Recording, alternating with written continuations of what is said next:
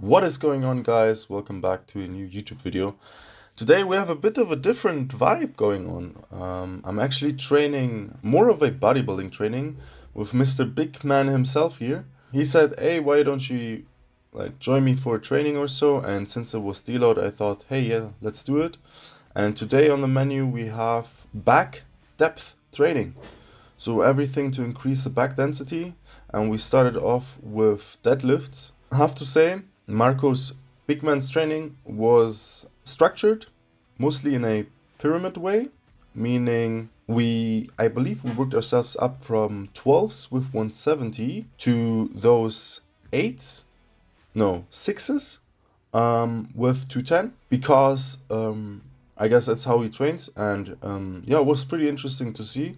I was feeling okay. I was pretty impressed with the weights he was doing because, I mean, he's not a powerlifter, right? He's training strictly for bodybuilding, but hey, properly pushing the weights is not gonna make your muscles smaller, right? I really enjoyed the beginning of the training because, I mean, deadlifting is also something I would do in powerlifting, so I was good with that. He also took 210 for a ride in the top set, at least until failure.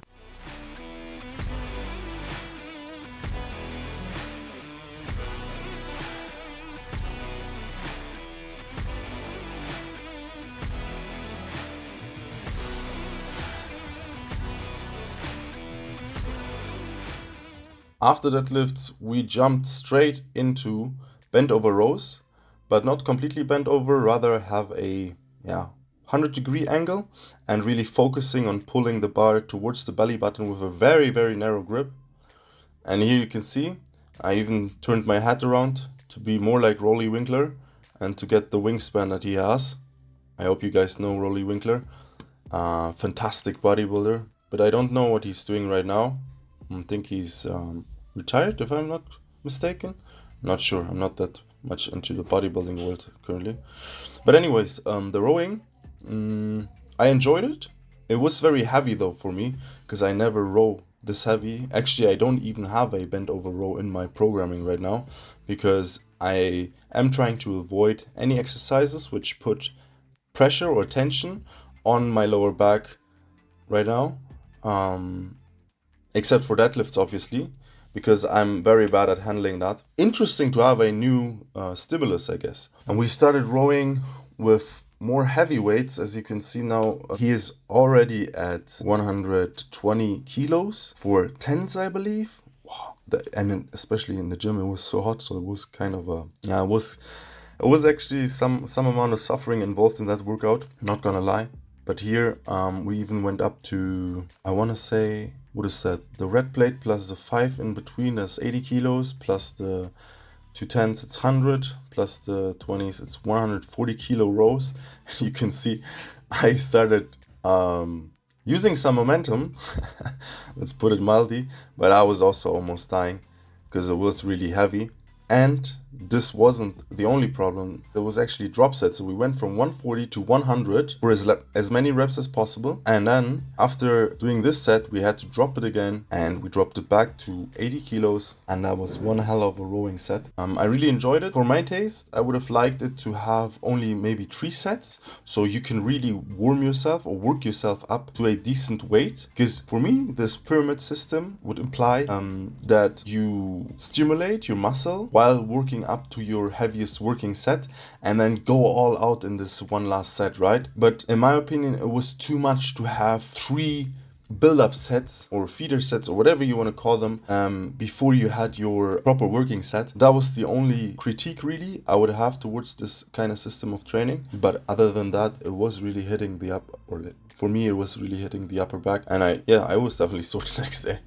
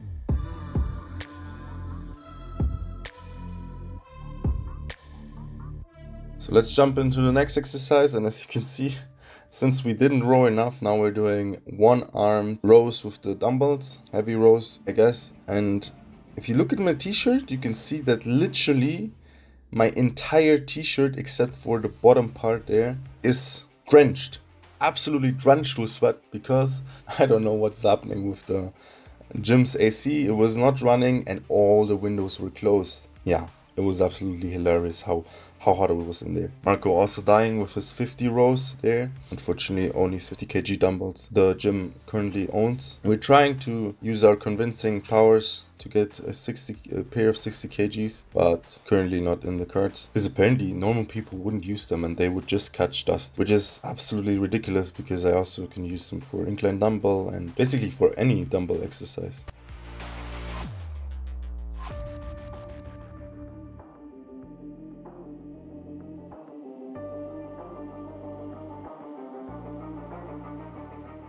Nevertheless, really tried stretching and squeezing the muscle. As you can see, I go all the way down and then pull up. I don't extend my back in the upwards motion as much as Marco does, but I still try and really squeeze my lats, in a sense that I try leading my elbow towards my hip, and that's where I personally can feel the greatest contraction during this movement.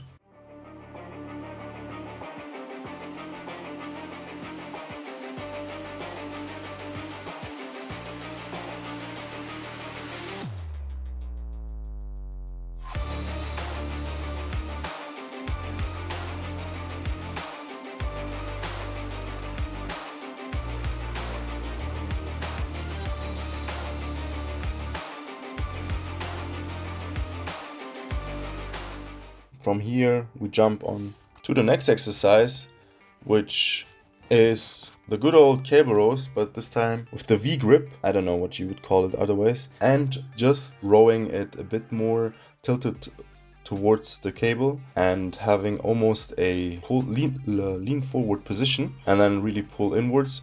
It was a nice exercise, I have to say. I got to feel my lats surprisingly well, and it was also really fun because, I mean, the purpose of this training was also to do something else, right? Stimulate the muscles differently and just try out new things. And similar to all the rowing exercise and everything before, we also did a pyramid here and worked up to this heavy set of 6, where it was all about getting the contractions in. And it was actually a very nice exercise. I didn't think, or in the past, I didn't really like this kind of grip, but here it was actually pretty nice.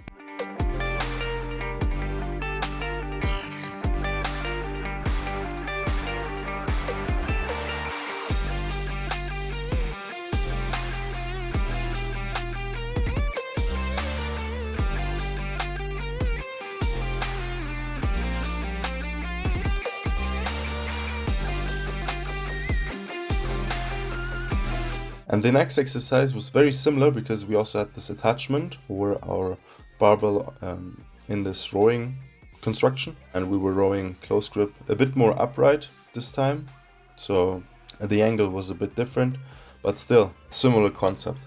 And here you can see me, how I greet the other gym bros, because as greeting you obviously you have to flex, can't say hello like a normal person to other people. Yeah, but after back and forth and something like, hey, what are you training today? I'll go on to rowing my shit. And it was actually pretty light. We just put on like 45 kgs or something for 3 sets this time. And such a relieving feeling to not have to do 4. And then we move on to the next one. Also 3 sets here of 12. Semi-heavy, I would say. Here, the high row, I believe it's called, really gives you the ability, especially if you have an incline grip, to squeeze the lats and the bottom part of the lats very, very hard. And that's what I really like about this exercise. As I said last week, or during one of my last training days, I also implemented this one in one of my training days, and hence I know this machine currently, and I not only know it but also love it. What I could do here, when looking at it from the front, I could pull my elbow a little bit more towards my belly button, so have it closer to my body, I believe. During the motion, this felt really, really good, and that's why I stuck to it, and really trying to just focus on contracting and stretching the lat fully. And it really works wonders, for me at least, because it's an exercise that is, sometimes you hop into machines or you're doing an exercise where somehow in your mind,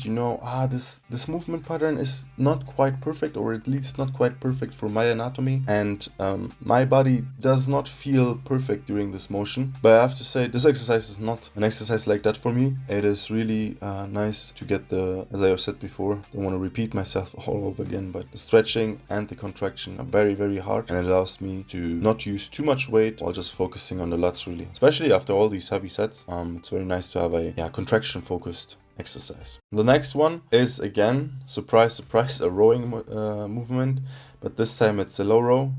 I believe that it's how it's called.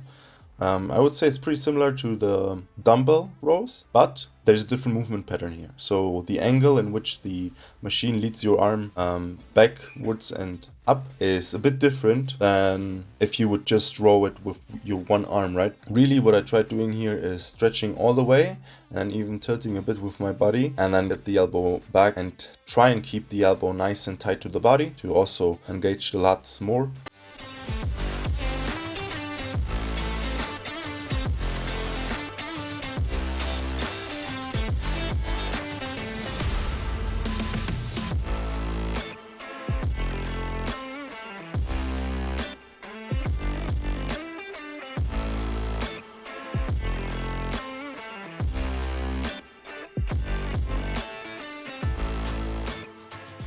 And now continuing with the most important part of this workout, the biceps exercises. First off, we went on this preacher curl machine, which I'm not that much of a fan. It's, as I mentioned previously, one of these machines where my arms, or I just don't get my arms to work the way I want them.